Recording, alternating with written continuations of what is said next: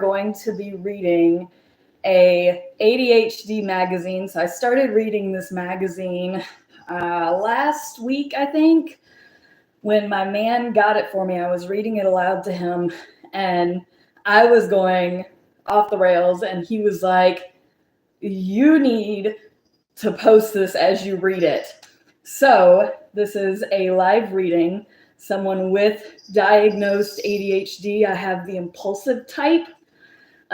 So I am going to be doing a live reading of this magazine. I'm going to turn off this fan first and see if I can't make it through this ADHD magazine reading. So it says the latest treatments, the exercise edge, why girls and women are different, how yoga, music, and small doses of pleasure boost dopamine to get you back on track.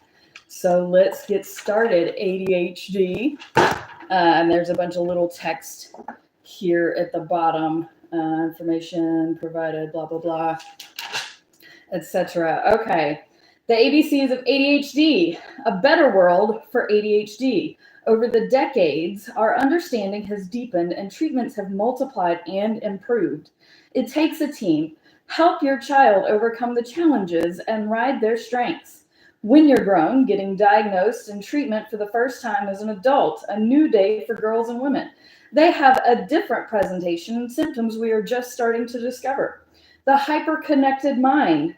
We are one step closer to understanding the alternate wiring of the ADHD brain, treatments and therapies, what you need to know about the meds, the role of stimulants and other prescription drugs, plus a look at supplements.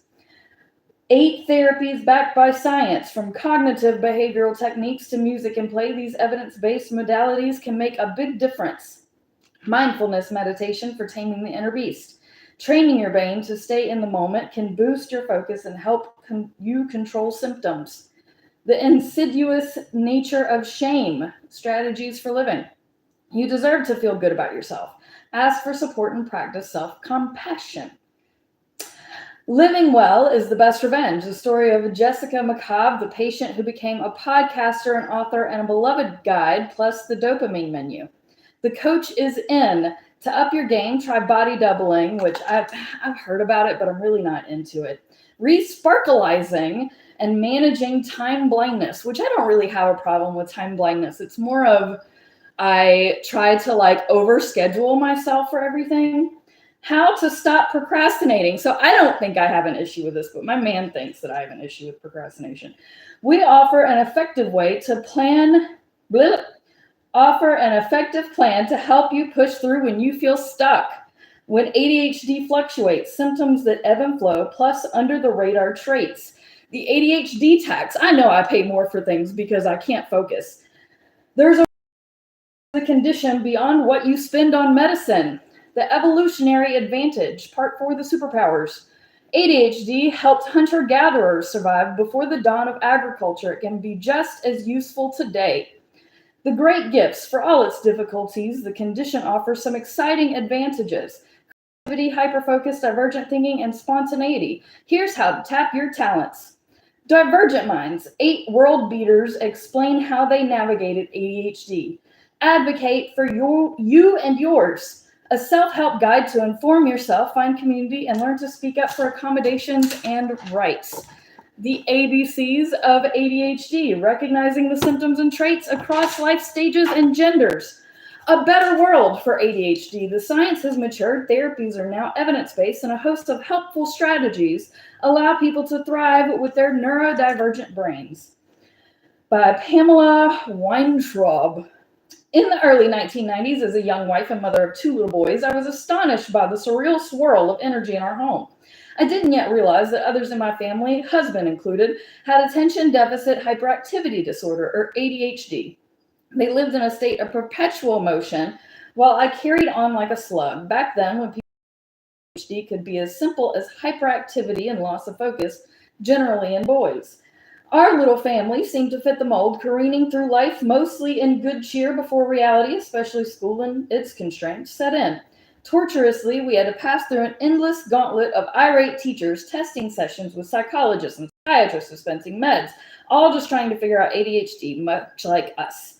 What classroom accommodations, if any, we wanted to know were available for a smart kid with ADHD who couldn't sit and focus? I'm going to tell you none. None. I was a kid with ADHD in school. There are none. They can't do anything. They can't help. Were some of the symptoms part of another condition like obsessive compulsive disorder, aka OCD, or a side effect of the ADHD meds?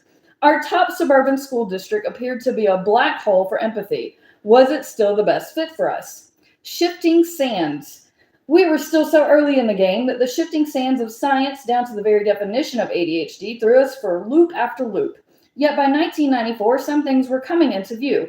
There were 3 types of presentations described in that year's Diagnostic and Statistical Manual of Mental Disorders, or the DSM, held predominantly inattentive, where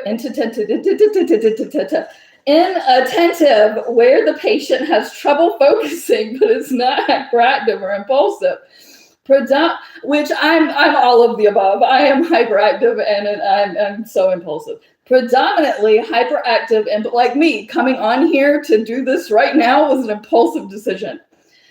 Predominantly hyperactive, impulsive, or the patient has difficulty controlling impulses and exhibits hyperactivity without inattention. A combined type where the person has problems with both inattention and hyperactivity, impulsivity. In our kinetic household, my husband and both kids fit into the combined category.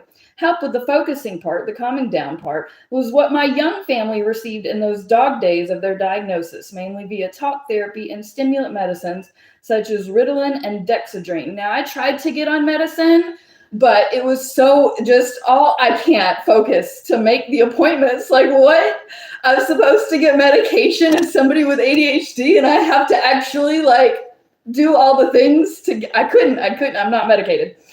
A kind of eat your spinach approach to school survival, high in stress for all of us and never any fun. And the condition in those days was steeped in an aura of disability and shame. I've never felt shame about my diagnosis. I am exactly who I am. And I love B. So I hope, other people just love me too. I am who I am.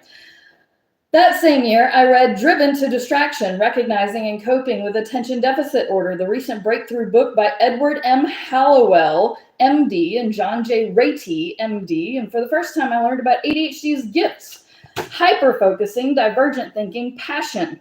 Parents and practitioners of the 90s were not yet ADHD kids to harness their special superpowers, but it was thrilling to know they were there.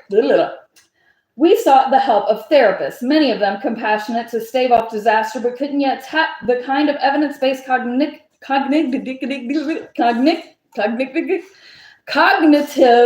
therapies that science now says work best. Fast forward. We made it through that hard scrabble path of not quite cooked science to 2024. We survived. But if you are newer to the scene, lucky you, it's the best time ever to learn you have ADHD, because the science and psychology have truly evolved since those early days. The evidence base is stronger, the therapies are more nuanced, and it has all achieved wider acceptance in the world. As a result, patients face less stigma and have been able to become advocates and stakeholders themselves. Even the DSM has changed its tune to a degree. Today, we see ADHD diagnosed widely, not just in children and teens, but also in adults, even senior citizens. Especially notable is the tsunami of ADHD women finally getting the help that, I'm not getting the help that I need, but I need. While only a quarter of children diagnosed with ADHD are girls, by adulthood, females comprise 50% of the ADHD population. The reason for this lag is that girls present not just more quietly than boys, but also differently. Q, isn't the non-hyperactive version called ADD? Well, it used to be. A, answer, ADD, or attention deficit disorder, is an older term for the disorder we now call ADHD, or attention deficit hyperactivity disorder. I don't know why they have a hyphen there. Anyway. It was called ADD up until 1987 when the word hyperactivity was added, according to the Child Mind Institute. Some people still use the old term ADD out of habit or because it's a more familiar term than ADHD. Some use it to refer to kids with ADHD who aren't hyperactive. The fact is, however, that presentations may fluctuate over a lifespan, and even hyperactivity may have a mental, not physical dimension, so it is all ADHD. I think this is the part where my man was like, no, you need to stop and record you. So I have not read from here on. See A New Day for Girls and Women on page 26. Indeed, for all their issues, girls with ADHD don't generally disrupt others, only themselves. And yes. And since the DSM labeled ADHD a behavioral disorder in the same class as oppositional defiance disorder, or ODD, it was diagnosed primarily in those who bothered others, most often boys. It was just over a decade ago, in 2013, that the DSM finally reclassified ADHD from a disruptive behavior disorder to a neurodevelopmental disorder. The change was a nod to many individuals who have it without being hyperactive or impulsive in the slightest, along with an acknowledgement of its origin in our genes. There are many lovely people with ADHD who have no behavioral issues when it comes to disruption. I have all the behavioral issues. Says clinical psychologist Margaret Sibley, PhD, professor of psychiatry and behavioral sciences at the University of Washington and Seattle's Children's Hospital. Redefining, I feel like this should say redefining the definition. It does. It meant refining the definition. The change in definition was a great start, but the experts say we need more. Cognitive behavioral therapist Russell Ramsey, PhD, co-founder of the University of Pennsylvania's Adult ADHD Treatment and Research Program. For instance, questions placing so much emphasis on the three presentations, since people with ADHD can express different traits at different times.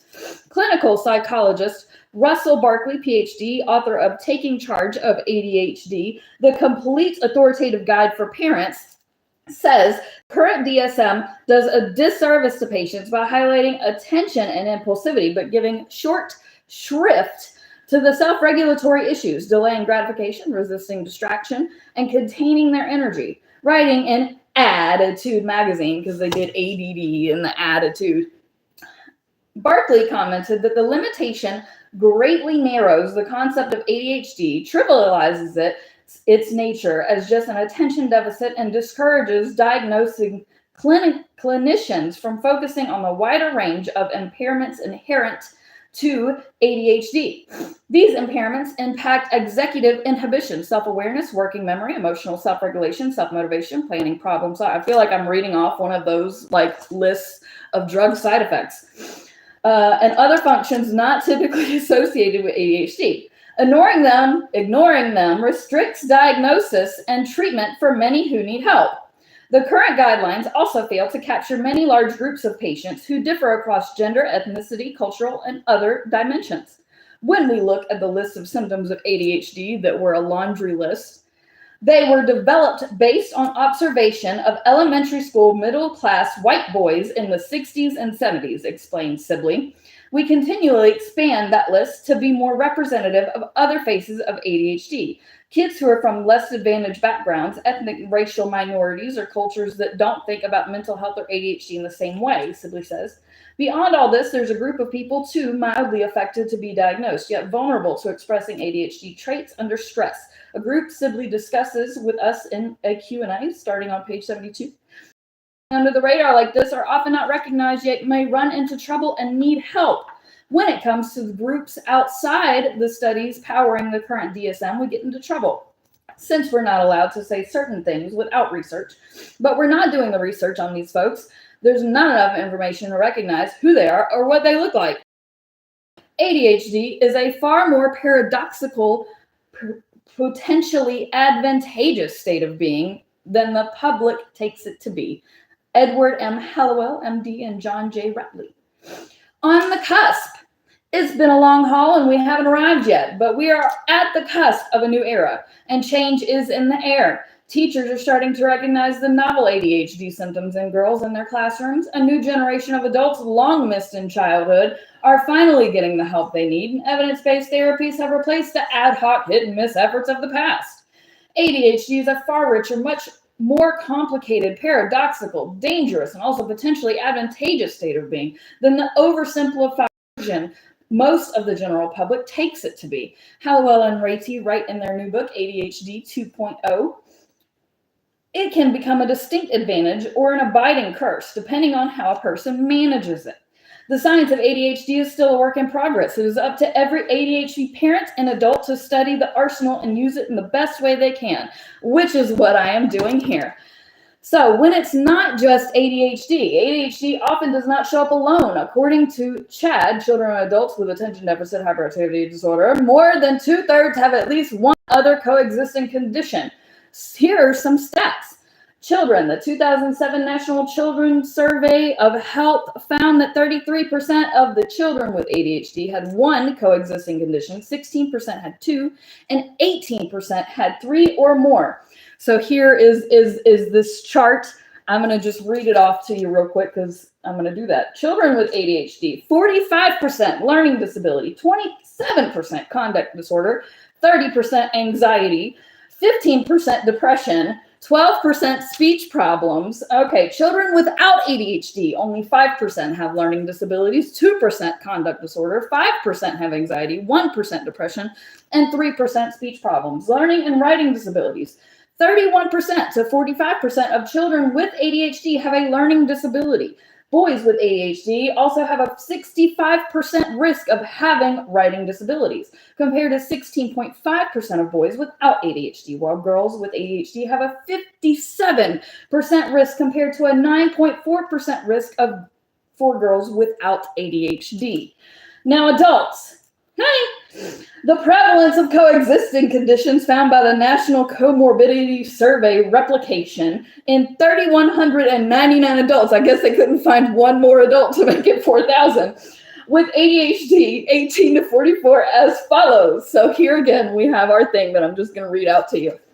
38.3% have any mood disorder, 18.6% major depression disorder, 0.4% bipolar disorder. I do not have that. 47.1% anxiety disorder, 15.2% substance abuse disorder, 19.6% intermittent explosive disorder, and adults without ADHD, they have 11.1% any mood disorder, 7.8% major depressive disorder, 3.1% bipolar disorder, which my mother has bipolar disorder. She's an adult.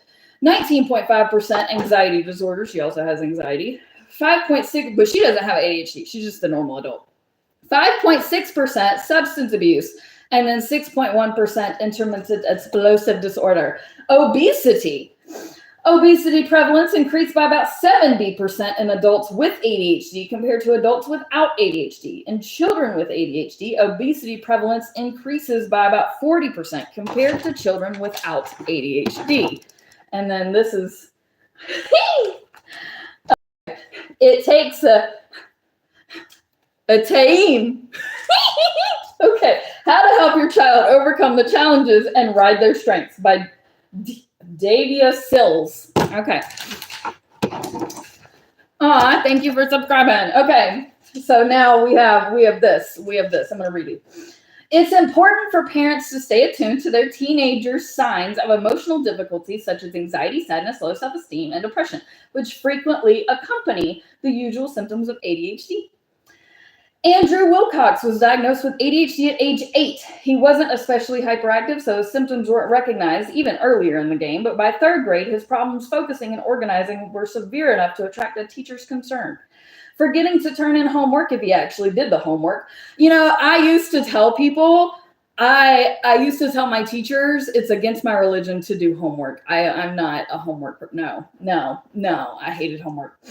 If I did homework, it was on the bus, on the way to school, or on the way back, or I would take extra time in class to set aside to do it, but I did not homework at home.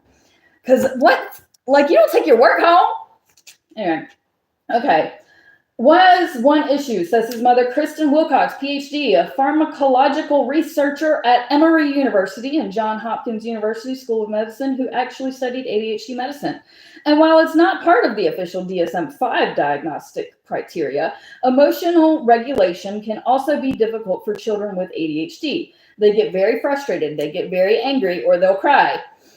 Wilcox and her husband had a careful evaluation done, and as a mother and scientist, she made sure to explain to Andrew how his brain worked and what he needed to do to thrive. Well, that's a good mama.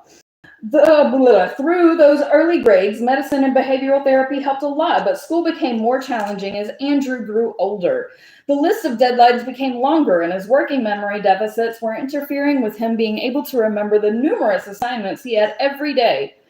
As a result, many tasks and projects were incomplete, and Andrew's grades fell, though he still hung in there. Good for him. Stepping in, some parents may struggle to get their child the accommodations they need and deserve because even though they are not fulfilling their academic potential, they are not failing either. Wilcox says that children with ADHD might fail to complete a lot of assignments and then turn around and get an A on a test, so their grades are not affected as much, making it difficult to convince some unenlightened schools that they are really in need. Parents of a child with ADHD have to not be afraid to go in and talk to the school and say, hey, this is what my child needs. This is how my kid learns. Wilcox shares, for Andrew, using folders organized by subject and listening to books on tape were a tremendous help. The key, Wilcox believes, is for parents to normalize ADHD and be honest with their kids. Don't make it like it's some horrible disorder. Recognizing ADHD. What are the symptoms of ADHD in children and teens? The National Institute of Mental Health lists the same 3 presentations long described by the DSM: inattention, hyperactivity, and impulsivity. But unlike in earlier days when these presentations were considered almost discrete and separate, the diagnosis for all of this is still ADHD because the symptoms can change as kids age. If you suspect your child has ADHD, consult with a qualified professional to a blah, blah, blah, blah, blah.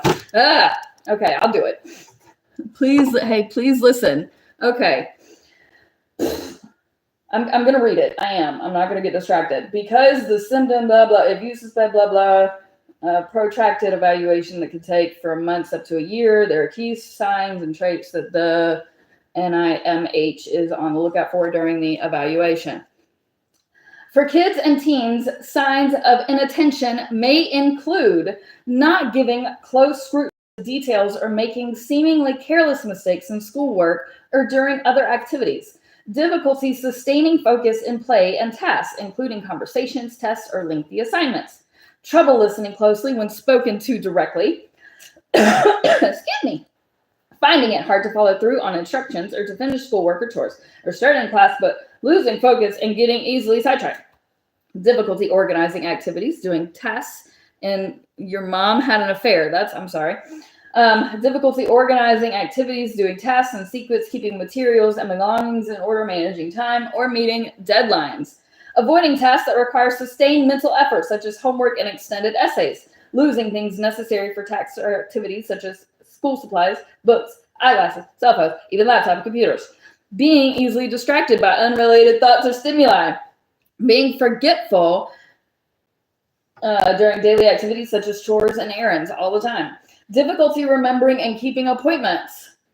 I am always early to I make it a thing. I make it such a thing. I have a whole book of things that I just make a thing to not do that because I'm trying to manage.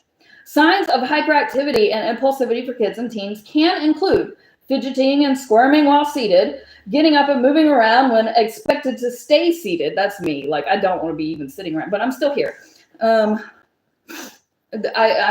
go get a therapist, Shmita. I'm not a therapist. I'm just reading an ADHD magazine because I have ADHD and I thought this would be fun. Running around or climbing at inappropriate times, or in one's teens, often feeling restless, being unable to play or engage in hobbies quietly, being constantly in motion, on the go, and acting as if driven by a motor, talking excessively, answering questions before they are fully asked, or finishing other people's sentences, having difficulty waiting one's turn, such as when standing in line, interrupting or intruding on others in conversation, games, or other activities. To be diagnosed with ADHD, according to the NIMH, symptoms must have been present before age 12. Children up to 16 are diagnosed with ADHD if they have had at least 6 persistent symptoms of inattention and or 6 persistent symptoms of hyperactivity, impulsivity present for at least 6 months. Symptoms must be present in 2 or more settings. For example, at home or school or with friends and relatives, and interfere with the quality of social or school functioning. Okay, and now we go to this page. This is a happy child. Okay. This is the way you are. You will have limitations that you have to overcome and things that you're going to have to work a lot harder at than your peers. But you are also creative. You're a fantastic problem solver. The message of hope and achievement is a crucial one and a tremendous sea change. Okay, somebody did not, because they literally say SEA. Okay, so this is not the type of magazine I want to read if there's that type of typo. Do better, people. And a tremendous sea change from the attitude of embarrassment and shame that pervaded the diagnosis in eras of the past. The tweens. For those who follow the latest ADHD parenting, the whole key is compensating for deficits while relying on the strengths that come with the condition. In middle school, Andrew continued to be treated with a combination of stimulant medications and psychotherapy. Together with his counselor, he devised ADHD brain-busting strategies to kickstart his working memory and keep him organized and on track. In one technique, he squeezed a ball in his hand when he needed to focus for longer stretches of time. The physical action increased the levels of dopamine in his brain, sharpening his attention. Not knowing how to get started on an important assignment can make children like Andrew avoid it like the plague, but breaking the work down into smaller goals made it all less intimidating.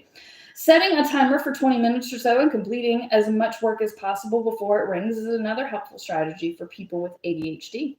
After a timed work session, Andrew would take a short break to recharge with an activity of his choice, which again would replenish his dopamine. Rinse and repeat.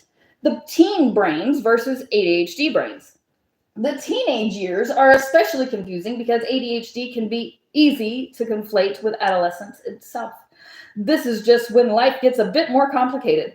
There are more classes in high school, and they usually require moving from room to room. Getting ready for college becomes increasingly urgent, and making everything more challenging. The teen years themselves produce hormonal changes that lead to heightened emotions. In some instances, ADHD, you killed 10,000 people. Oh, okay. Hi, Nick. It's nice to meet you too. Okay, that lead to heightened emotion. In some instances, ADHD symptoms don't become clearly evident until the teen years, notes clinical psychologist Margaret Sibley, PhD of the University of Washington, Seattle's Children's Hospital. There's definitely a group of kids who start to experience impairments from their ADHD symptoms in the teenage years for the first time, and those impairments then continue into adulthood. It's not as if the symptoms just started, she explains. They were there all along, but they didn't really become problematic before adolescence. You also see a group of people who didn't have symptoms or problems in childhood and temporarily have them in adolescence. Then, by the time they get to young adulthood, the problems go away and seem to stay away, at least in middle adulthood, she notes. Often, when the brain is rapidly reorganizing during adolescence, it can be hard to pinpoint the origin of problems with attention impulsivity and behavior regulations and to differentiate normal hormonal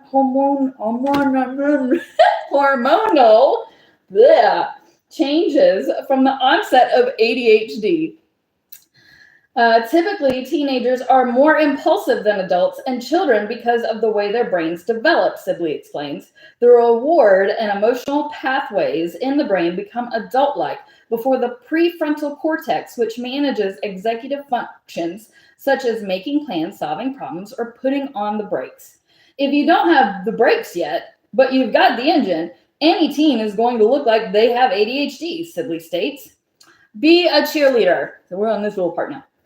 Kristen Wilcox says that our ADHD kids need us to be cheerleaders to counteract their feelings of shame about falling short and to bolster their egos and self-esteem. Some of the strategies Wilcox recommends includes treating your child as though he or she is capable.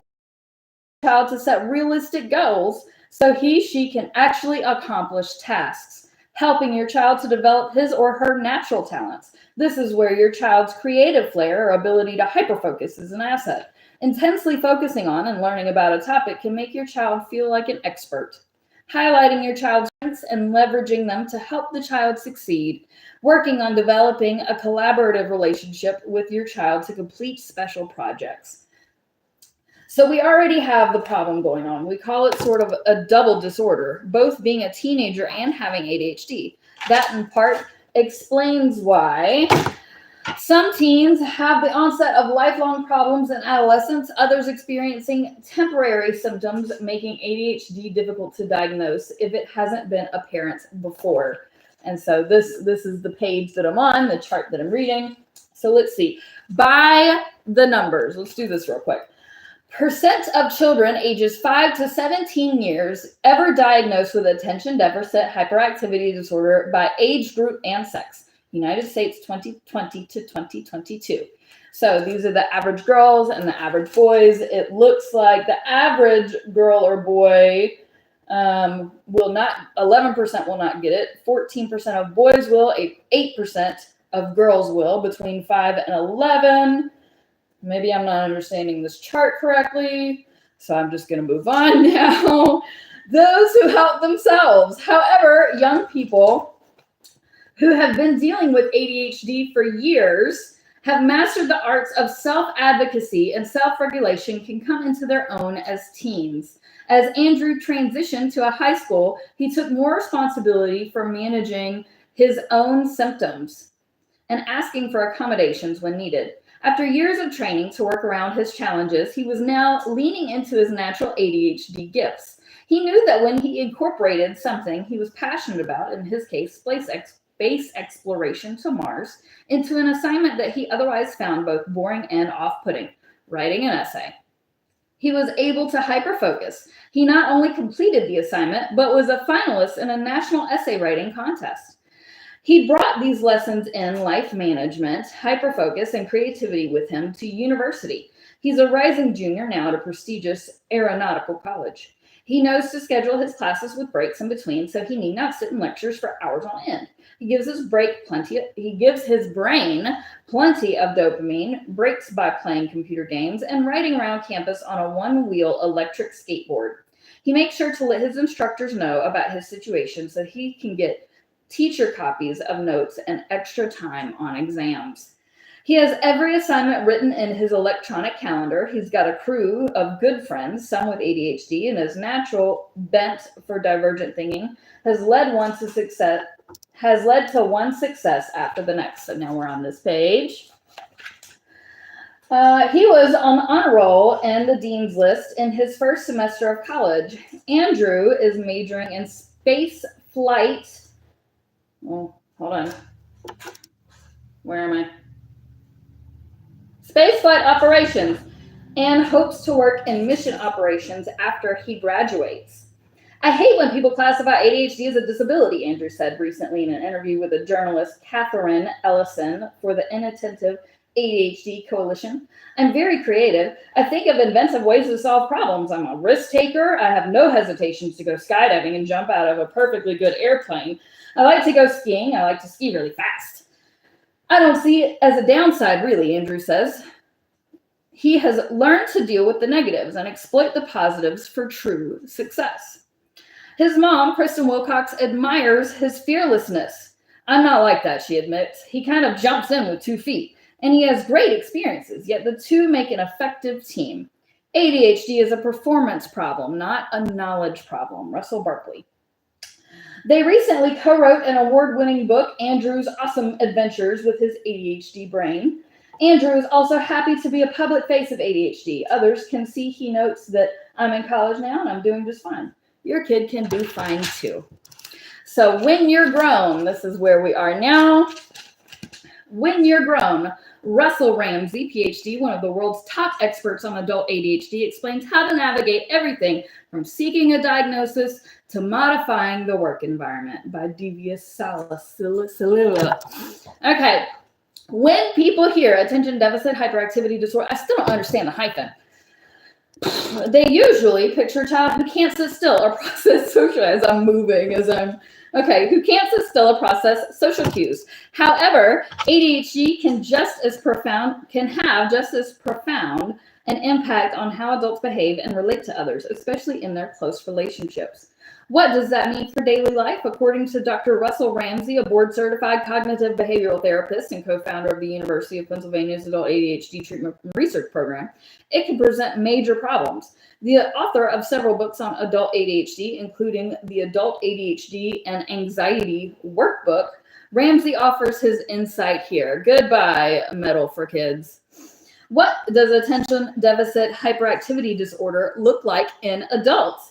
ADHD changes across the developmental timeline. In some ways, the symptoms are the same, in the same category as in the younger years, but they look different at different ages. For example, even if a child had very noticeable hyperactivity that persisted into adulthood, you may not see them getting up and fidgeting as much as they did in childhood. I'm absolutely a fidgeter. However, if you look closer, there might be the bouncing foot, or there could be a more internal sense of restlessness. Even if the person is sitting still, they might be having a hard time doing so. If you have a camera on them, they're sitting still, but inside they might be out of the room because they just have to refocus on something else. I am never in the room. In terms of core development symptoms, distractibility and inattention may persist pretty much in similar forms, and they can cause just as much difficulty. But the hyperactive restlessness tends to go inward for adults and still be a distraction. What about impulsivity?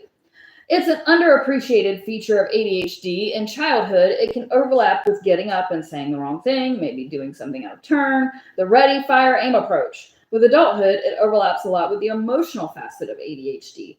You will not see emotions listed anywhere in any official diagnostic criteria for ADHD, but we now understand that emotional dysregulation is a difficulty across the developmental timeline. Difficulty soothing or downregulating emotions, as well as gearing up to do something or upregulating emotions, which involves motivation. How do I get myself to feel enough like doing something such as homework or chores or taxes that nobody in their right mind is ever in the mood to do, though we know that there's some benefit for us doing it? When an adult goes in for a new diagnosis of ADHD, a therapist will usually try to ask that person's mom, sibling, or childhood bestie to recall whether the individual had signs of ADHD that may have been glossed over or dismissed when they were a kid. Question: how else might the experience of ADHD intensify or change when we are in our own and fulfilling adult roles? There's a greater expectation for the independent functioning in adulthood that has ripple effects on others, like children, a life partner, or pets. Whereas children and adolescents are still progressively taking on more age-appropriate domains, like keeping up with homework, adults are now expected to handle those things themselves. Symptoms usually come out in college and other educational settings. There are performance expectations in the workplace and in committed relationships and friendships. There's an expectation of reciprocity. If I'm always the one who's on time and you're always the one who's late, then the ADHD can erode relationships. There's been a rethinking of ADHD since many of today's adults were dealing with the diagnosis as children. What do we want to tell them now? There's a list of 18 ADHD symptoms in the DSM, the Diagnostics and Statistical Manual of Mental Disorders, and the ICD, the International Classification of Diseases, equally divided between the inattentive and the hyperactive or impulsive. Those lists are not wrong, but they're incomplete since how we're thinking about ADHD today is more than the A and the H, the attention and the hyperactivity. We're really thinking about it as a problem of impaired self-regulation. Q, can you tell me more about self-regulation for adults and how it goes wrong in ADHD? The self-regulation that we're talking about here can get drilled down into one factor. How effectively do we do what we set out to do? The difficulties that usually lead people to seek help are procrastination, the poor sense of time, or what is often called time blindness. I thought this only took me 10 minutes, but when I looked up, it was 45 minutes later. The disorganization of stuff. I can't find the things that I need, as well as disorganization in expressing thoughts and regulating emotions. Examples in the workplace: somebody who does really good work but submits it late, or in school where a very good student may understand the concepts but doesn't have the grades you would expect because of administrative losses or penalties. If the lawyer doesn't submit half the brief, we're on this page now, to the court by 5 p.m. and misses the deadline, the work could be awesome, but a little late is late. Sometimes adults with ADHD must push the pause button and reflect on how their symptoms have been sabotaging them. My symptoms sabotage me every day. Then they will be better able to reframe their goals, their environment, and their lives so that they're poised for success. Q, we seem to be talking about performance, not smart. ADHD is a performance problem, not a knowledge problem. And like I tell my clients, if we're working on procrastination and all I bring to the table is you need to start earlier, sue me for malpractice, please. The question is, how do you end up being late? That's where, at least on the therapy side, the behavioral treatment side can happen. How do we increase the implementation? That's something that medications can help with, but often the cognitive behavioral side is necessary to finish the job. What jobs or tasks in particular are ADHD adults finding challenging? Just working in an office. Somebody may not be that organized, but they're a good team player. Their clients like them. They could be really the difficult employee who's great at what they do, and they're not so great people skills or tolerated because of what they generate. So I promise you, I am the person that's like completely organized, and if somebody else is disorganized, it throws me off, and then there's a problem. So that person keeps the job. That's the question. Yes, but if you're oppositional at work, if you're argumentative, if you don't take orders well, that is usually the kind of stuff that gets you fired, because along with the lateness or the disorganization, now there's the interpersonal component. That's another domain that's getting a lot more attention in adult ADHD. So I promise you, at my work, I'm like an excellent worker, but I do have I have major problems with authority. So Q, other challenges to highlight.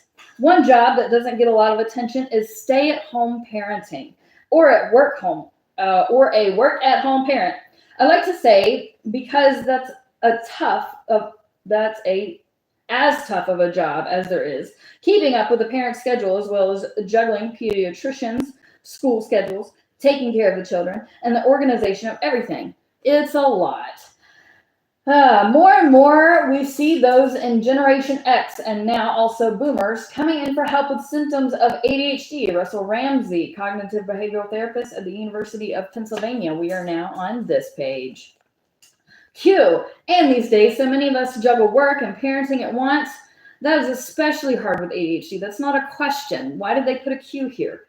When we think about switching between different roles, being a parent, being a partner, being an employee, being a member of an extended family, all these different responsibilities, these adult roles that we have, and responsibilities to others, following through on promises and receiving and returning favors. They're all part of the social contract, the reciprocity. If it's too imbalanced, it can erode relationships. As many roles as there are, there can be manifestations of ADHD. Such transitioning is one of the tasks difficult for adults with ADHD. Q, do ADHD symptoms ever get better or go away as you age? I tell you what, I have good days and I have bad days. Recent data has shown that ADHD is often very context specific. So somebody could do horribly in one work position, and maybe there's a lateral move into a different position, a different skill set, or a different team that's perfect. And all of a sudden, now they're an all-star. The same thing with following the diagnosis from childhood into adulthood. Children with ADHD were tracked into adulthood, and they would get followed up with interviews every other year. They didn't interview me. Very comprehensive evaluations into their 20s. During some intervals, all of a sudden, it's sub-threshold, but then it comes back up again. Generally, looking across these ages from 8 to 25, individuals who achieve non-diagnostic status and stay there through 25 make up a little less than 10% of cases, with 90% persistence. How do you diagnose ADHD in adulthood? There are a couple of different tracks towards getting an ADHD diagnosis. One is when ADHD is identified in children and teens. So the way I got my ADHD diagnosis is I went and took a 4-hour test. And this was 15 years ago or more. And I had to click a thing and there was like a screen where there was a dot that would show up, and you would have to click a thing when the dot showed up, and then don't click the thing when the dot didn't show up. And I did that for 4 hours, and they told me I had the most extreme version of the impulsive ADHD. Oh my goodness, I'm so sorry. Let me fix this. Here, maybe while I'm taking a... Yeah, it was a lot. And I was a kid, and I was everywhere in that chair. I already forgot where I was, but I think I was over here. Okay, we're gonna move on. The other is what's called late identified ADHD, where for various reasons, they don't get diagnosed into adulthood. Maybe they had a really good school situation. They were homeschooled or had a supportive teacher or tutor. Other individuals struggled in school, not fulfilling their potential, but still getting degrees with B's and C's. They said, I always had a hard time with papers, or yeah, I very often didn't hand in homework and nothing happened, or my parents sat with me to make sure I completed my homework. So in addition to the people with persistent ADHD from childhood who want to follow up care in adulthood, many people have this late identified ADHD. Part of a competent adult evaluation, especially for a first-time diagnosis, is confirming that there was childhood onset of symptoms, even if it wasn't diagnosed. Whenever possible, you get somebody else's report, like a parent or a sibling, who can say, oh yeah, you were always forgetting your homework. The diagnostic threshold is more complex than just one or two little things. Late identified ADHD, we're on this page now, and somebody looking at their hand and taking pills. And I do palm reading, so now I want to do a palm reading. And I'm not doing that. I am focusing. I'm focused. A separate diagnosis is just that. I want to do this palm reading, though. I want to read her palm. I'm not going to do it. I'm going to read. I'm going to read. A separate diagnosis is just, it's just that it was, I'm still looking at her hand, though. Here, maybe if I do that, I won't get distracted. It's just that it wasn't identified before adulthood, but still meets all the diagnostic criteria. Can ADHD ever appear in an adult who never had it as a child? No, not symptoms and problems appearing out of the blue in adulthood. It probably is really late identified ADHD. It was there in childhood, but everybody went, yeah, my parents were going to get an evaluation, but then I pulled it together last marking period. Everything was fine. Or, yeah, I took an extra semester at college. I had to drop classes, but I got through. Q. Is it positive or negative when you're diagnosed later in life? I'm going to say neither before I even read this. I don't think that it just is what it is. Okay. Most people arrive at it being a positive, but some say it's tough getting their head around it. There can be remorse if this was only recognized earlier. For lost opportunities, extended graduation deadlines, at least one respondent in one of the studies said, I'm glad it wasn't diagnosed earlier because they were concerned about all the stigma they would have faced as a child. So there are different ways to take it, but it's usually emotional. So I promise you, when I was a kid, I was like, yeah, I'm ADHD. I didn't think that it was a shameful thing because I was like, yeah, I just have it. I'm me. What do you expect? And then I would go get in trouble. I've had the experience within several weeks of one person doubling over in tears at how now they understood why they weren't getting promoted at work, and somebody else doubling over and then coming up with a big exhale of relief. This makes sense. Now I can do something about it. Generally, everybody gets to the, okay, what do I do about this? But there are different pathways to get to that point. It's been viewed as helpful or understanding how they work. That's the other side of the dual nature of things, that in the right settings, with the right circumstances and fit and better coping skills can go well for someone with ADHD. When someone gets that diagnosis as an adult, what can they do to improve their life? One is by gaining awareness and understanding about how one's brain works, a challenge we all face. What are we good at? What are we not so good at? And how do we try to improve the former and avoid the latter to the degree that we can? In terms of getting support for ADHD, there are many very good national organizations with a community that can offer understanding for adult patients with ADHD, as well as help professionals and educators to be very affirming with others who have it. There are also many good resources out there, including popular books on ADHD. We're reading a magazine, so that's what we're going to, Those in need of ADHD medications may run into shortages of brands like Adderall. One of the reasons is the surge in self-diagnosis created during the COVID-19 pandemic, multiplied many times over by online pop-up clinics that overprescribe. Can Can medication help adults? I'm going to say yes if they can get to the medication and remember to take it. I'm a psychologist, not a psychiatrist, but medications for ADHD at any age, including for adults with ADHD taken as prescribed, are among the safest and most effective that we can have in clinical psychiatry. So they can be helpful, but they can be like prescription eyeglasses where the focus is better, but it doesn't necessarily mean you're going to gravitate to doing your taxes. What other treatments do adults need? There are still the executive functioning skills and the performance skills, and that's where non-medical psychosocial treatments can come in. Cognitive behavioral therapy, or CBT, is an evidence-supported psychotherapy for ADHD. Coaching is another non-medical supportive option. And there are also academic accommodations, specific academic tutoring or coaching or working with a psychologist to help you organize and follow through on your college work or getting your GED. Q, what about seniors who have struggled for decades without diagnosis or treatment? One of the things we're appreciating now is the extension of adult ADHD into the senior years. The definition for senior is sometimes 50 years old, other times 60 in terms of research. But we have some late identified individuals coming in and saying, you know what? I'm only now thinking this could be an issue. Chronic difficulties keeping up with work or organizing retirement life can reveal long-standing struggles. Q, does having ADHD provide any benefits in the workplace? As a colleague of mine once said, living with ADHD, especially if you didn't recognize it, may have led you to certain workarounds in order to get through and manage things, and that in itself is a mark of creativity. You can be really good at locking onto individual projects and at novel or exciting problem solving and hands-on work in the performing arts or law enforcement, which call for putting things together, dealing with people, handling situations, being on call. Medical providers with ADHD may gravitate more to the emergency department where it's a project. Somebody comes in and you respond, react, handle the situation. There's novelty in it. But there are still usually administrative tasks that require upkeep in any job that can be a struggle. ADHD can be the source of many difficulties for people, including serious ones, and we can't put a smiley face on that. But with adequate support, treatment, insights, and trying to make the environment a better fit for the individual, people can fulfill their potential, and hopefully there will be more flowers than weeds in their gardens.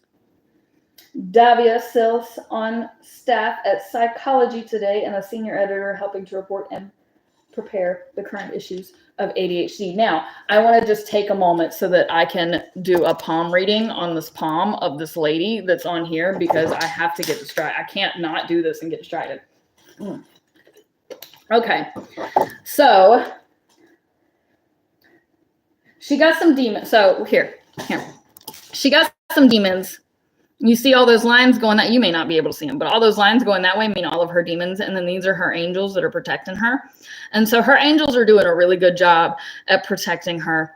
And then this, her love life, her emotional life. I mean, she is very, very, her heart though. I'm so interested in this look, and the curve in her pinky means that she's struggling. She struggles to communicate. Okay. So I'm done with that now. I'm going to go back to my thing that I was doing. I was doing this. I'm going to do this. I'm going to do it. Okay. A new day for women and for girls and women. Okay, we're on this page.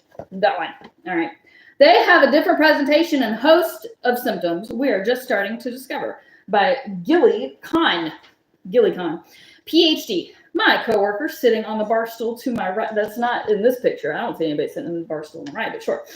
My coworker sitting on the bar stool to my right put down his menu and said, "I'll have a side of fries." The other three psychologists sitting at our table glanced at him. "Just fries?" one said. "Yeah."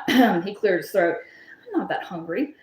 I remember that before we got in the car to drive to the conference, he mentioned that he forgot his wallet at home. So after each of us ordered our lunch, I turned to him and tried to whisper, "Are you sure you aren't hungry? I'd be happy to treat you." "Oh, no," he gasped. "Don't worry, I actually just found my wallet in the inn. I just don't have an appetite." I suddenly felt better for him, and then the stupid question escaped from my mouth. "What do you take?" I could almost feel the words forming in slow motion, as if there was a miniature me grasping at them, trying to prevent them from entering the universe. I realized I'd made a mistake, and the damage was done. His cheeks turned red, and his eyes all but said, "What are you talking about?" I was trying to take the onus off him, ONUS. Reminding myself that not everyone is as open about their mental health as I am. I guess it worked because then he replied Vyvanse, although admittedly it looked like it was painful for him to say. I'd been stupid for overstepping. Stupid, stupid, stupid. This is just one of several stories I could share when my ADHD was just so obvious. To me and to other mental health professionals specializing in ADHD and females, my question exemplified impulsivity with the oh-so-common shame, rejection, sensitivity, and self-blame that often follow it. Now, I will say that very often I will say things to people or I will be in a conversation with people and then I will ask like a really personal question and I'm just having a kind of like, hey, you know, what's those pants do? Like, I'll just ask a random personal question and then they'll be like, so I do that. However, to someone not familiar with the landscape of ADHD as it uniquely presents in females, I might just seem rude, inconsiderate, nosy. And that isn't me. In fact, I cared too much, so much, so that the interaction stayed on my mind for the next hour until I apologized to the poor man who then asked, how'd you know I have ADHD? Well, it takes one to know one. Subtler symptoms. Although males and females can present with similar ADHD symptoms characterized by difficulty sustaining attention and inhibiting impulsivity, these same challenges in females can often be the subtler and be misunderstood by people around them. Is this because females are hiding their symptoms? This may be partially true, but females would not hide or mask their symptoms if they did not believe they had to. Societal expectations and social misattributions often confuse females' ADHD symptoms with character flaws. It is typically more accepted for males to be vocal and direct and to speak out of turn. But females face social pressures to be polite, patient, and meek.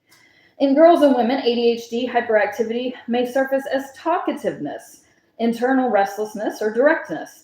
Males can also have these symptoms, but when they appear in females, they are more likely to be misinterpreted or judged harshly, rather than attributed to ADHD. For example, a young woman talking excessively in a college class may be dismissed as overly friendly or especially enthusiastic by her teacher, rather than getting flagged for possible ADHD.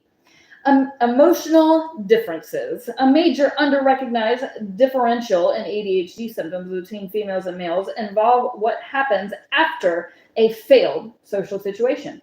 Females tend to care a great deal about others' perceptions of them. A bit closer. And although the subject is relatively new to ADHD research, they seem more likely than males to experience rejection sensitivity dysphoria, or RSD, or extreme sensitivity to perceived rejection or criticism. Females' ADHD symptoms appear to be much more emotionally laden than males, although this is not reflected in their current ADHD diagnostic criteria. After they accidentally commit a social faux pas, like I did with my coworker, girls and women are much more likely than boys and men to ruminate about the interactions and to feel ashamed. Females with ADHD display more emotional dysregulation than males with ADHD, meaning it takes them longer to move past negative emotions when they feel very intensely. Emotion dysregulation can also manifest as irritability. I have bad irritability. And rapid mood shifts, often in response to social triggers. I've seen this play out countless times in my practice. I've also had confused colleagues come to me for advice when their ADHD female clients burst out of their offices after an interaction that likely made their clients feel embarrassed or ashamed. These clinicians often worry without cause about having overlooked a bigger, more disruptive emotional disorder in these girls. This helps answer why so many ADHD females fly under the radar. Even mental health professionals are misled. You did not overlook anything, I often explain. This is just ADHD in girls. If I were asked to paint a simple picture comparing a prototypical male with ADHD to a prototypical female with ADHD, based on the available research, it would be wildly challenging. The only available research looking at sex differences in ADHD symptoms maintains that females are more likely to present with inattentive symptoms, characteristic of the inattentive presentation of ADHD, whereas males are more likely to present with the combined presentation, which includes both inattentive and hyperactive impulsive symptoms. The problem is that these conclusions are based on the current ADHD criteria, which were developed on samples of mostly male children. We are probably missing what uniquely constitutes ADHD in females, likely oversimplifying their clinical picture by shoehorning them into the predominantly inattentive side of the room. Psychologist Ellen Littman, PhD, argues it may make more sense in future research to compare ADHD girls to non-ADHD girls rather than to ADHD boys. Comparing males and females with ADHD may be comparing apples and oranges. She says maybe ADHD is a completely different animal in females, deserving to be studied in its own regard. I agree. Based on my clinical experience, as well as the reports of other mental health professionals and specializing in ADHD females, males are more likely to display the better understood and better known stereotypical symptoms of ADHD as they are currently laid out in the DSM-5. An extremely helpful 2024 literature review published in the European Journal of Medical and Health Sciences sheds light on the most prominent challenges for females with ADHD. These reflect what the criteria for females would probably look like if they were ever fully established. Difficulties with regulating emotions, problematic social interactions, relationships, especially with handling conflict, reports of self-harm and suicidality. Yummy. Hyperfocus so intense that obsessions inhibit creativity and important tasks remain incomplete. Hypersensitivity to criticism and rejection. Processing speed, memory, and other executive functioning challenges. Poor balance and coordination and spatial awareness. Yes, I have those. A host of co-occurring conditions from greater risk of autoimmune disease to higher risk of migraine. So so for just a quick recap, I have severe ADHD, the impulsive type. I have severe PTSD. I have severe anxiety, one of the highest forms of depression. So those are my main things. A lost generation. Although we know that sex differences exist in ADHD, the specific differences remain understudied and underacknowledged by researchers and practitioners. Young girls and teens still slip between the cracks, and we see a lost generation of women in their 30s and beyond who are only now getting diagnosed with the condition. I was one of them. As a psychologist who specializes in neurodiversity, I had to do a lot of self-teaching before I could debunk the widely held myths surrounding ADHD in girls and women. Consistent with the general tendency of health research, the current ADHD diagnostic criteria in the DSM-5 were developed mainly based on samples of young boys. And then this picture is of somebody with an extraordinarily messy room. My house does not look like this. I refuse. I grew up with a hoarder. I clean. My house is clean. I'm not, no, I don't do, but I also took years and years and years and years of therapy to make sure that I kept myself in check. So no, you will not see this from me. Professional organizers can help women with ADHD declutter their lives and keep track of their belongings, saving them considerable time, energy, and emotional distress. So yes, absolutely. Keeping a clean home keeps my mind clean, and then I can focus on better things. So I absolutely advocate clean your house up. To be diagnosed with ADHD, you must have symptoms that are observable by others in at least 2 different settings, and the symptoms must have been present before age 12. The problem with requiring observable criteria in more than one setting is that girls and women tend to internalize or mask their symptoms. They are often people pleasers with more carefully attuned social skills than males, so they may mask their symptoms to avoid being called out or rejected. An article in Attitude magazine notes that teachers are more likely to refer boys for ADHD assessment, even if the girls in their class are just as impaired. Setting a cutoff age at 12 to be diagnosed with ADHD neglects to take into account that in females, the onset of menses is often the precursor to their getting diagnosed with ADHD. Before puberty hits, the girls' hormones are leveled out, but with their first period, their hormones start to fluctuate, introducing neurochemical changes that can make masking and controlling ADHD symptoms much more challenging. This is because the steep decline in estrogen that immediately precedes a girl's first period means a just drastic decrease in dopamine, a neurotransmitter whose ups and downs play a major role in ADHD symptoms. That makes a lot of sense. Therefore, while girls' subtler ADHD symptoms may stay off the radar before age 12, their challenges may become more obvious to others after their first period, leading to a referral. Women with ADHD would not hide or mask their symptoms if they did not believe they had to. Gilly-Kahn, PhD. The void in research. Females have long been neglected in healthcare, especially in medical research. The problem was highlighted in 2011 when researcher Annalise Beery, PhD, and Irving Zucker, PhD, published a paper examining the prevalence of female animals in animal research. They chose to conduct this study because in 1993, when the National Institutes of Health mandated that human clinical trials include women, the mandate did not specifically mention animal studies. They found that although scientists increased their inclusion of women in their research, they neglected to include females in animal studies, which precede human studies. The author's opined, that the belief that non-human female mammals are intrinsically more variable than males and too troublesome for routine inclusion in research protocols is without foundation. Basically, no, we can't test on women because they're too difficult.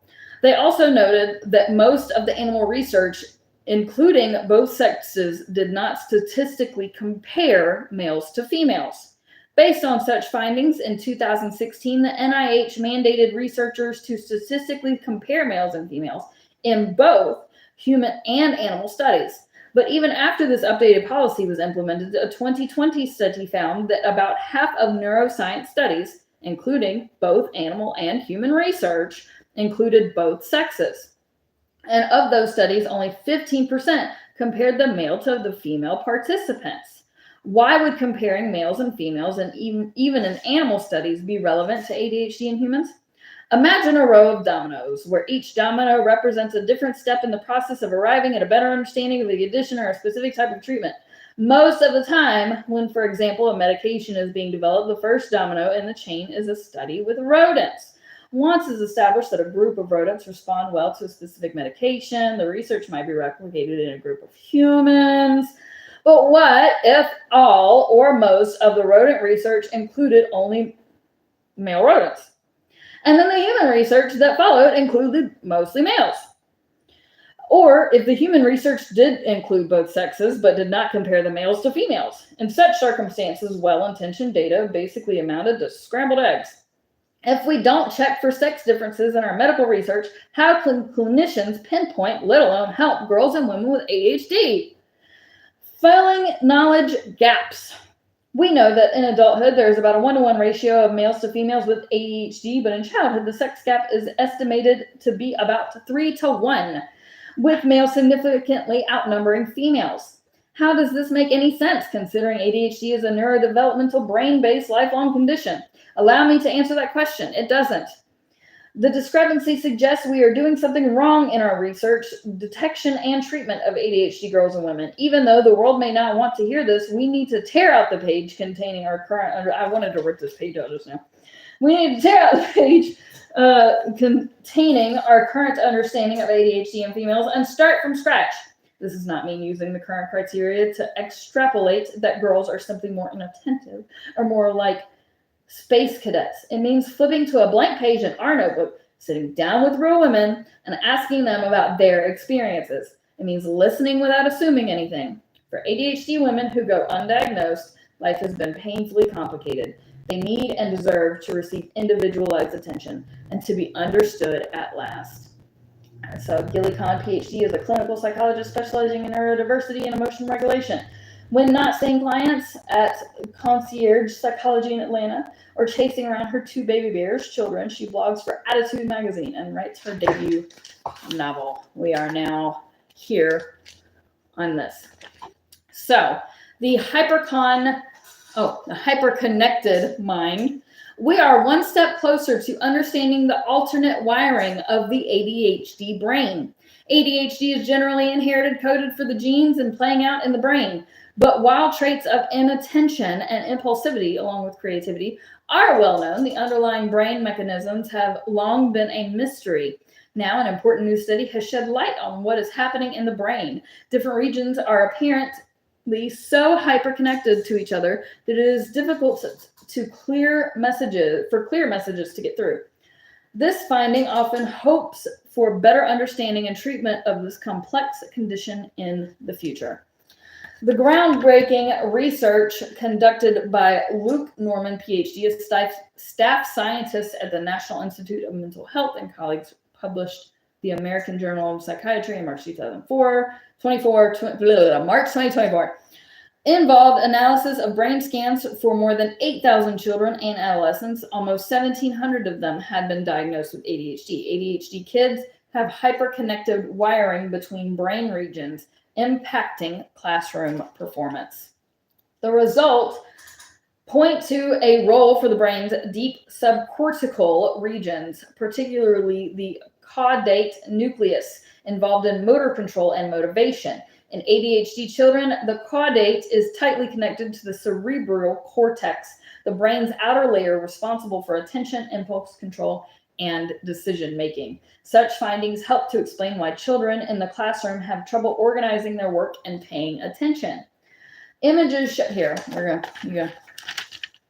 The brain images.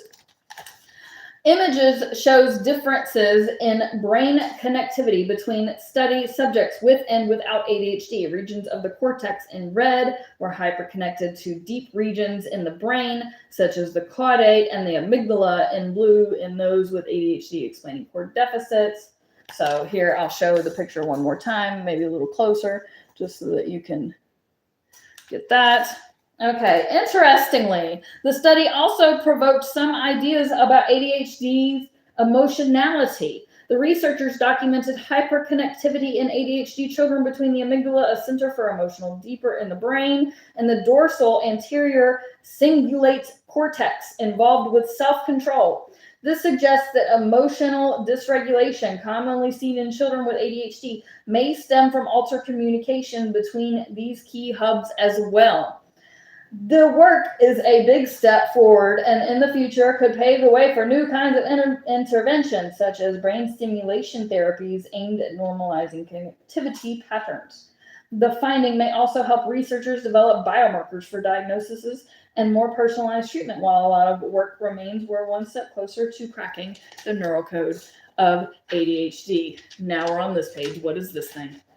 What is this thing? What is this thing? What is this thing?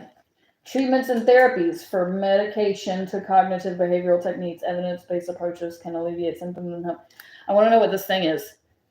It looks like a pill, but I don't know what this thing is. And it's in this ADHD book, and I don't know, it's got bubbles. I already read that. Okay. I want to drink. I'm so tired of sitting. Okay, I'm gonna do it. I'm gonna finish this magazine. Okay, now we're here. Know what you need to what you need to know about meds. Okay, how they work, how doctors treat and dealing with the side effects and shortages by Pamela Weintraub. Once you and your partner or your child has been diagnosed with ADHD, you'll find that most physicians see medication as a first-line treatment. It is understandable that people new to ADHD might balk, especially when it comes to psychopharmaceuticals for children, yet the drugs can often be a powerful tool for increasing focus and decreasing hyperactivity by adjusting the levels of dopamine in the brain where there is an imbalance. On the other hand, most experts contend that medication alone without behavioral or cognitive therapy is going to be insufficient for all but the mildest of cases. The therapies work best in tandem, and many advise waiting until your child is 6, if possible, before giving them the drug. Yes, definitely wait until after your child is older than 6 years old to give it, duh. Okay. View from the clinic. The doctor is in.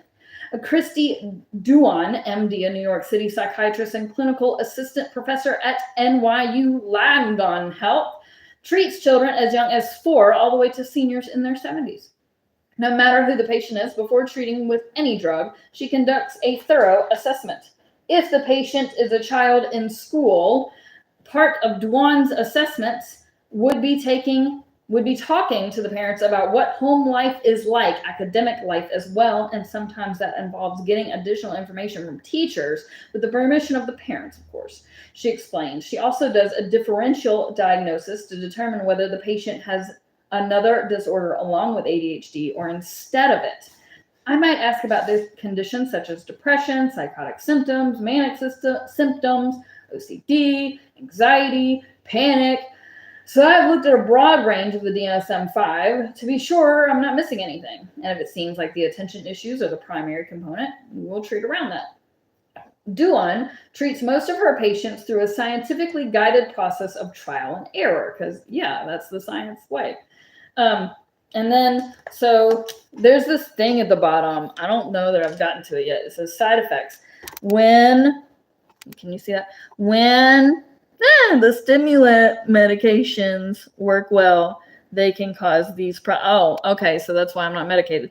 So we have appetite loss, stomach pain, rebound when meds wear off, trouble sleeping. I do not have that one.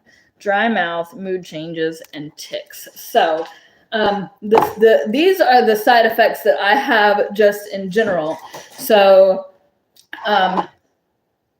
I don't have trouble sleeping. Usually when I go to sleep, I'm like out. And then sometimes I do ticky stuff. But anyway, okay, moving on. In which medicines are started at a very low dose and observed for side effects and effectiveness over time.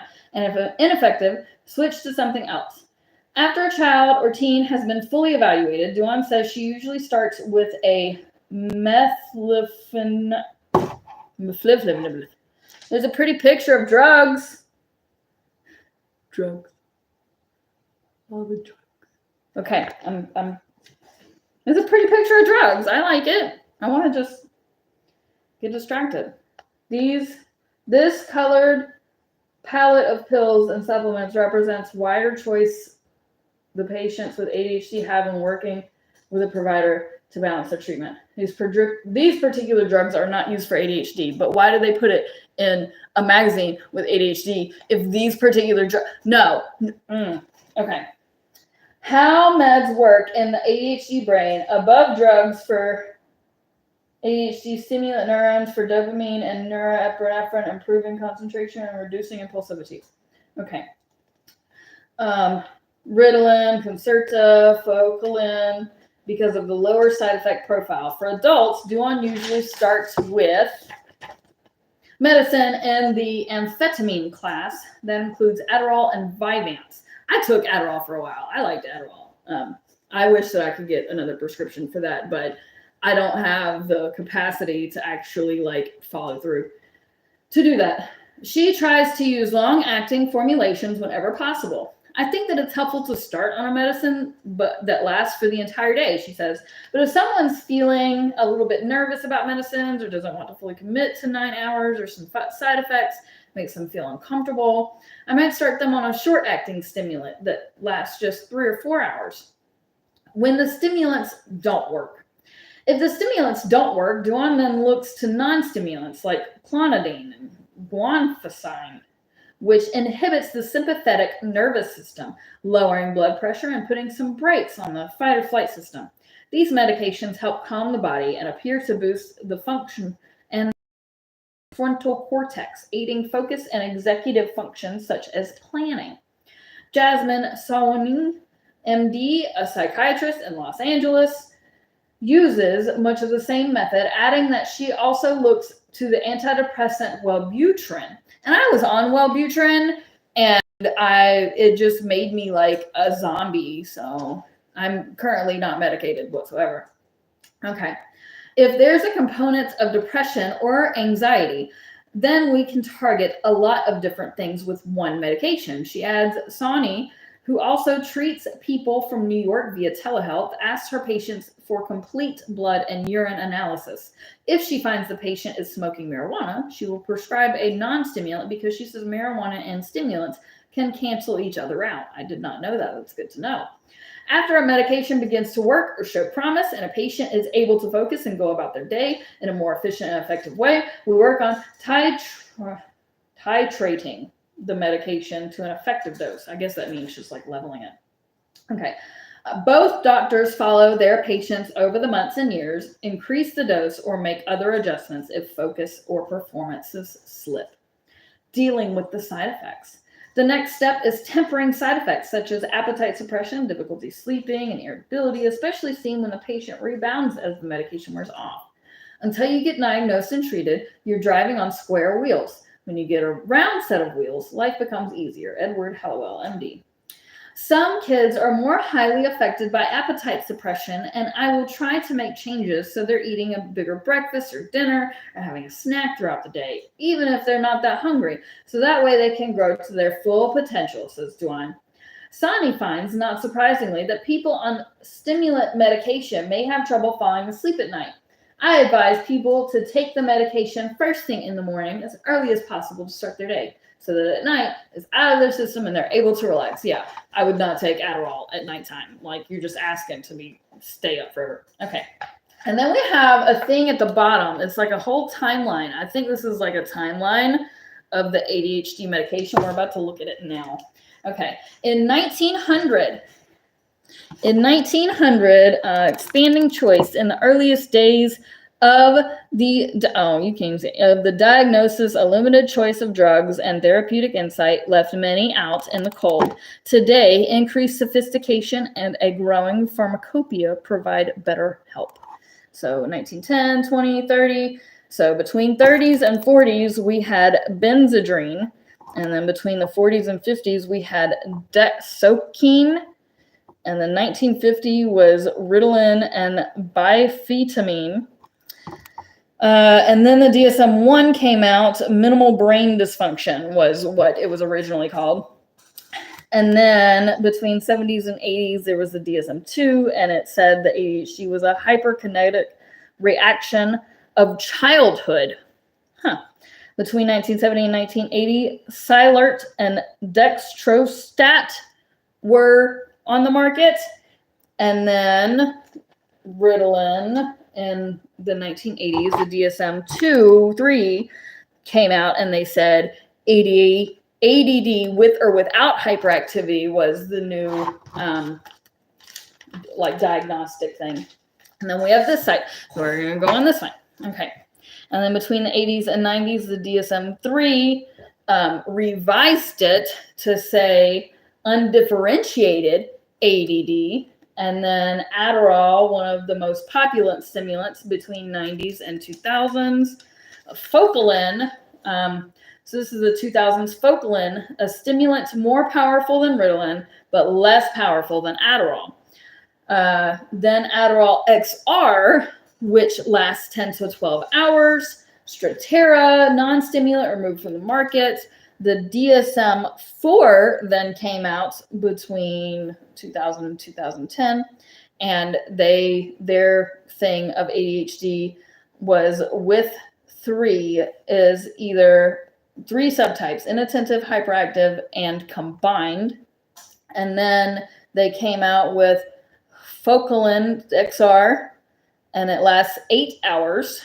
Daytrana is a patch that they came out with. Vyvanse is like Adderall, but lasts 14 hours.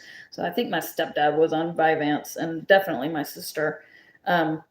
And then Capvay, also known as the non-stimulant clonidine, came out.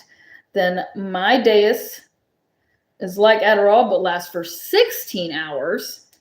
And then the DSM-5 Astraeus, combining fast and extending stimulant release for 13 hours, and Kilbry, Violaxanine. People take these things, man. First non-stimulant for ADHD approved in 2 decades. So those were all the drugs in the drug timeline of when they came out and what they're used for and how long they last. And yeah, I know people, I have family that's medicated, and then I know other people that are medicated, and some people medication is great for them. I just don't have the wherewithal to actually follow through to get medicated. When patients require treatment cocktails, so let's talk about mixing drugs, I guess. Sometimes side effects become more complex or severe to the point where a person with ADHD feels as if no medicine will work. One patient we interviewed, we'll call him Eric, now 40, went through all the medication options, and each one seemed to cause a different rare, untenable side effect, from urination problems to vomiting to breathing issues, or they just flat out did not work. Finally, Eric sought the help of one of the top psychopharmacologists in the United States. That doctor treated his ADHD with small doses of 3 medications: Qelbree, generic name Violax, blah, blah, blah. I'm sorry, if I can't pronounce it, I shouldn't be taking it. A non-stimulant, armodafinil, usually used for narcolepsy, and Trintellix, a generic name for vortioxetine. If you can't pronounce it, don't take it. Generally prescribed for depression. Most psychiatrists prefer to avoid this kind of polypharmacy for ADHD, but if someone has essentially failed every standard of treatment, a more expert psychopharmacologist, sometimes associated with a major teaching hospital, can help tailor a cocktail like Eric's for you. After years of pushing through without any successful medicine for his profoundly disabling ADHD, Eric was finally able to get treatment that worked. He even successfully fought with his insurance company to have it all covered. God bless America, we got to fight with insurance companies. ADHD drug shortages continue for years. That's another reason why I don't bother getting medication, because let's say that I started medication and, oh, if you can't have it, we're in a shortage. So I'd just rather be unmedicated than manage. Okay. Patients and doctors also need to wade through the shortages, which have become especially severe in the wake of the pandemic. With more and more people using online clinics that are more liberal with their diagnoses, prescriptions for Adderall and other drugs have gone through the roof. As a result, Sani finds himself switching her patient's meds because the drugstore is out. For instance, a patient who's stable on Adderall may need to be switched to dexedrine or another less powerful but good enough drug until supplies are back in. Are you on the fence about taking medicine? Why, yes, I am, so let me read. The controversy over medicine for ADHD has raged for decades. Those on the front line say that it's best for the doctor and patient to do a cost-benefit analysis before deciding on whether to use pharmaceuticals or rely on cognitive therapies alone. I have relied on cognitive therapies alone for my adulthood.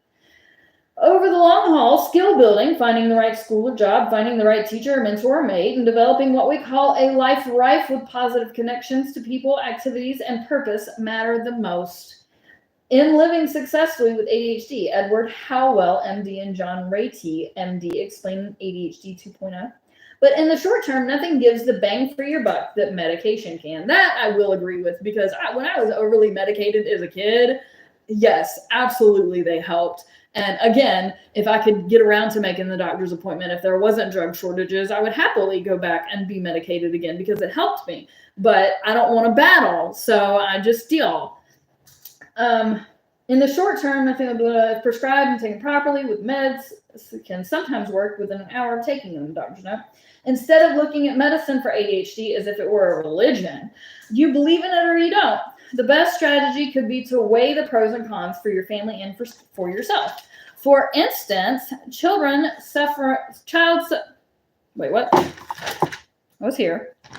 For instance, child is suffering problems with self-esteem or worse on the road to thinking of herself as a screw or failure. Is your child too out of control to make friends or even make it through the school day without a special aid by his side?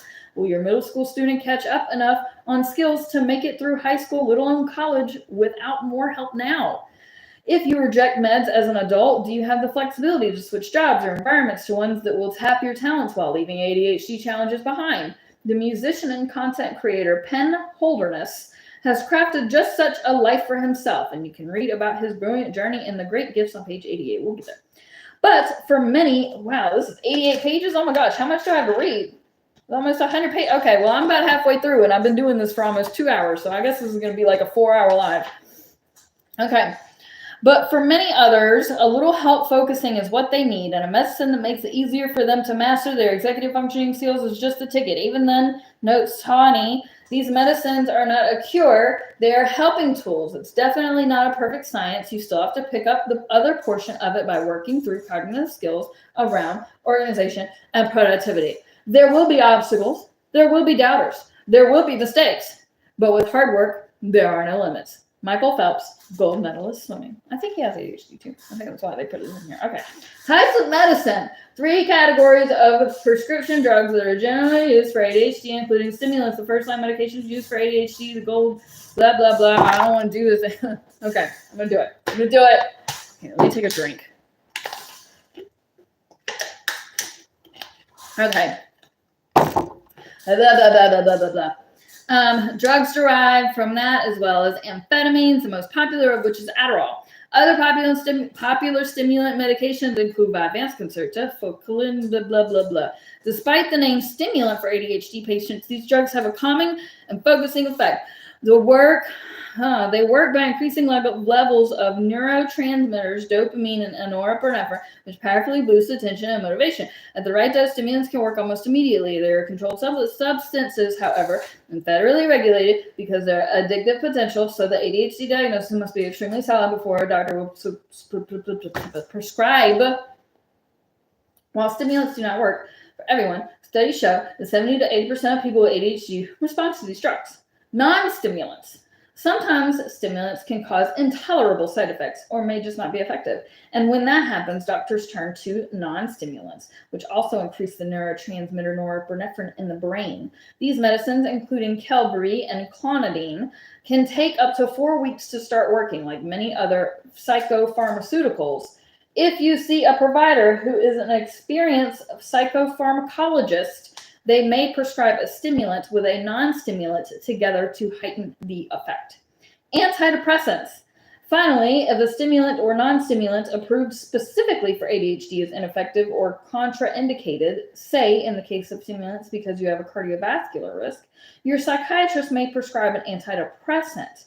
This usage, off-label for ADHD nonetheless, has helped many a patient who cannot take the other drugs. But beware, antidepressants that impact the neurotransmitter serotonin, the SSRIs or serotonin reuptake inhibitors, are not effective here.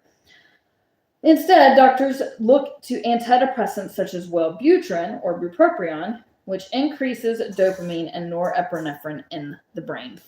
The ADHD diet. This is the one that I've been looking forward to most because I've been doing a diet recently and it would be, oh, my battery's dying. Here, let me find my thing. Okay, I'm walking away for a minute. Let's see how long I actually stay away for, if I'm going to ever come back to this. Okay, I have to find my battery pack because my phone is dying while I'm doing this, which is great. So, a little intermission here. Okay. Now ask me how I'm supposed to charge my phone, but then also set it up on this thing without it damaging the board. We shall see. Okay. We're back. I didn't see how long was I distracted for? None. No time at all. The ADHD diet. Okay. Can changing your nutritional regimen help you manage your symptoms? I'm going to say because I've been on a new diet that has really been working for me, but I'm really looking forward to reading this part. So let's do it. The idea that a change in a diet or regimen of supplements might comprehensively treat ADHD has floated around for decades. But the claims are so confusing and contradictory, it's hard to know which is true. What does the research really say? And what should we believe? A paper published in Current Nutrition Reports in late 2023 goes a long way toward providing some clarity.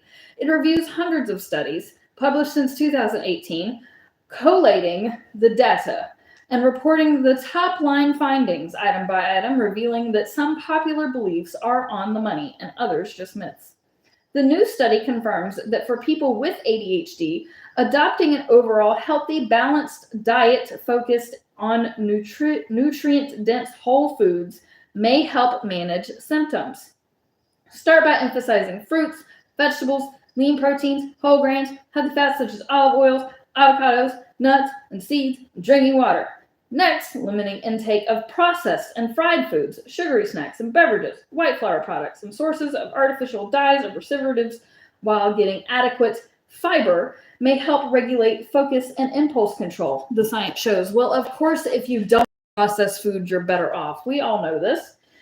A bright spot in the reviews was data on the elimination diet, which is another diet that I have done that absolutely opened my mind, and I really recommend. If you've never done a true elimination diet, you absolutely should.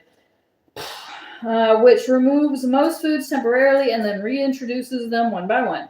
Studies show the technique can significantly improve ADHD symptoms in around 60% of children, suggesting a food-related ADHD subtype may exist. In fact, experts advise trying an elimination diet for all children with ADHD, since it allows removal of problematic food and nutrients and may provide long-term ADHD symptom improvement. Absolutely. Okay, evaluating supplements. And here's where the 2023 analysis has to say about the most popular ADHD supplements. Zinc. The analysis found that zinc provided statistically significant benefit for total ADHD symptom scores, especially over long-term use. So yes, I will be adding zinc to my diet. Iron. I know I need more iron. Yes. Oh, excuse me. Okay. Evidence suggests a deficiency in the brain, especially the thalamus, may be a biomarker for ADHD in children. Furthermore, iron deficiency in infancy was associated with increased ADHD symptoms later in childhood, indicating supplementation during key neurodevelopmental periods may be beneficial. Vitamin D. Several studies have found lower levels of vitamin D in children with ADHD compared to controls, and a meta-analysis of randomized trials suggests vitamin D as an adjunct to medication may provide a small benefit. Magnesium. Especially when paired with vitamin D, this may help. A small pilot study found that magnesium supplementation improved ADHD symptoms in nearly half of adult participants, while a randomized trial found magnesium plus D aided behavioral difficulties in children. Omega-3 fatty acids. Surprisingly, this most popular of supplements scored low on the recent analysis, with benefits for ADHD marginal of non-existence without a deficiency. Okay, probiotics. The scientists found only modest benefits in quality of life, but no impact at all on the core symptoms of ADHD. Should you supplement on your own based on the new review? The author says no. A patient may need to have a deficit in the first place in order to see improvement, and other conditions that may be made worse by the supplementation at the end of the day. So from a science perspective, the goal is to identify subgroups of people with ADHD who can actually benefit. And hold on. Okay. Something about benefits. I don't remember where I am. Benefit. And from a clinical perspective, you would do well to find a nutritionist who works hand in hand with a physician on ADHD to balance things out. It's so expensive, though. Ain't nobody got money for all of these doctor's appointments. America needs to change. We need healthcare. Okay. ADHD is just too complex for a one-size-fits-all approach here. So if you're serious about trying supplementation to resolve some issues, get professional help. Okay. Now we're on this page. 8 therapies backed by science. From music to play to cognitive strategies, evidence-based techniques developed by psychologists can make a big difference in managing your symptoms. We asked experts where to start. By Tasha and so tired of studying. Tasha Itchinshiner. Getting an ADHD diagnosis can be a relief. There's finally an explanation for why it's been so challenging to get somewhere on time or finish a task. It can also overwhelm you trying to find the right support or treatment for yourself or a loved one. As you start to explore your options, it can help to have a guide. That's where therapy fits in. A therapist can help. I would not know where I would be without therapy. Oh my goodness, it has helped me so tremendously. Yes, everybody needs a therapist. A therapist can help you sort through any feelings that you have about a diagnosis, whether it's yours, your partner's, or your child's, and teach you skills for identifying and dealing with ADHD traits and symptoms.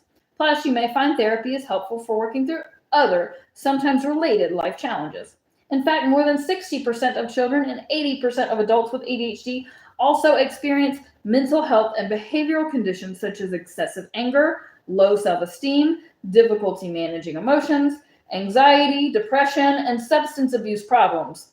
Therapy can also help you acknowledge and work with the positive aspects of ADHD, says Edward Howell, MD. He's the co-author of blah, blah, blah. Okay. Your goal is to gain more control, but you don't want to slow it down, says Howell. There are advantages that come with this diagnosis, he explains, including creativity, originality, and entrepreneurialism.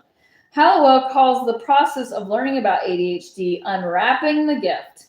The path you take to explore ADHD and the right treatment approach, medication, coaching, therapy, or a combination of the three, will depend on your current life circumstances, the unique way ADHD impacts you, and whether you're also experiencing symptoms of anxiety, depression, and more, says Jamie Saul. She's a licensed therapist in Michigan, the chief executive officer of the Rochester Center for Behavioral Medicine. As you explore interventions that work for you or your family, consider these 8 psychotherapies commonly used to help manage ADHD. Cognitive behavioral therapy, or CBT, is one of the most popular therapeutic treatments for ADHD. It's a form of therapy that helps you identify and change unhelpful ways of thinking and behaving. Research shows that CBT using medication can be effective at addressing procrastination, time management, and confidence issues. It can also help you work through strong emotions, including those associated with anxiety and depression. A CBT therapist will help you examine your responses to difficult situations and then offering coping mechanisms to try out in session or between sessions. Through CBT, individuals can learn to challenge and evolve the negative thought patterns and worldviews that hold them back, explains Saul. For example, an adult with ADHD may employ all or nothing thinking. Yes, I am absolutely all or nothing thinking. Oh, I lost it. Okay, hold on. I lost my place. Hold on. It can also help you work through strong emotions, includes those associated with response to difficult situations, through CBT and okay, or should statements. Addressing these counterproductive thought patterns can help with self-esteem and low mood issues and enhance the individual's ability to problem solve. Cognitive behavioral therapy works by identifying negative or disturbed patterns of thinking and replacing them with reality-based thoughts that more clearly help you navigate the world. DBT was originally created to help those with a personality disorder. It turned out to be useful in managing the intense emotions seen in ADHD as well. Mindfulness-based cognitive therapy, or MBCT, is a version of CBT that was first developed to treat depression. It relies heavily on techniques to help you stay focused on the present moment instead of ruminating on the past or worrying about the future. A 2021 research review of 31 studies on mindfulness practices and ADHD conclude that teaching people how to hone present moment awareness is equally as effective as education and life skills training for treating adults who have trouble focusing their attention, a primary symptom of ADHD. I absolutely agree that mindfulness and meditation does help. Dialectical behavioral therapy, or DBT, is a form of cognitive therapy that may come into play if you experience intense emotions such as anger, frustration, and shame. Although not viewed as a frontline treatment for ADHD, DBT can be particular help to individuals who struggle with emotional regulation and for those who with strained interpersonal relationships and volatile moods, like an individual with a marriage on the brink or frequent arguments with roommates or coworkers. I want to take a break. And there's a whole... Okay. So I am going to take a break here just because I've been doing this for almost... I didn't realize this was going to be that long. So I will do another live to finish the reading of this. So I just don't want to sit down anymore. So I'm going to make a part 2 at some point. Thanks for watching. Okay, bye. How do I stop it? Oh, X. Yes.